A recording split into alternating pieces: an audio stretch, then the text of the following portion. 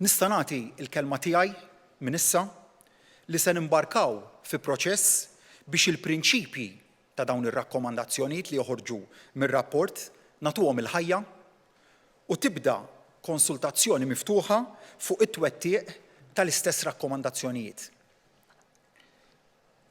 Kif sar bir-rakkomandazzjonijiet tal-Kummissjoni Venezja, il-Gvern se jerfa' ir-responsabbiltà tal-implementazzjoni ta' dawn ir-rakkomandazzjonijiet. Għalhekk irrid inkun jien li nitlob apoloġija għalfejn naqas l-Istat. Fuq quddiem nett lill-familja tas-Sinjura Daphne Caruana Galizia. Iżda wkoll lil kull min kien affettwat ħażin meta l-Istat naqas. F'dawn it-18-il xahar ma qadniex idejna fuq żaqna nistennew ir-rapport joħroġ. Fil-waqt li l-inkjesta ħadmet bl-akbar libertà u ngħatat ir-riżorsi kollha meħtieġa imbarkajna fuq qatt kbir ta' riformi.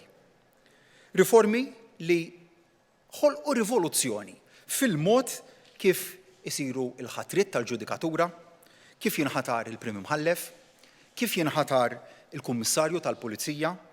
B'dan tal-aħħar kien proċess li beda saħansitra biss ftit sigħat wara li kont inħtart Prim Ministru. L-aħħar xhur kienu xhieda ċara ta' ġustizzja li ma tħares lejn wiċċ ħadd. Mhux biss fil-każ tal-omiċidju tas-Sinjura Caruana Galizia.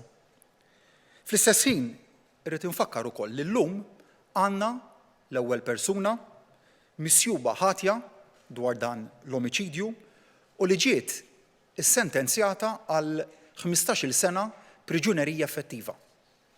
6 persuni oħra mbagħad huma mresqa quddiem il-qrati tal-ġustizzja dwar dan il-każ u li dwarhom il-proċess ġudizzjarju jinsab miexi sew.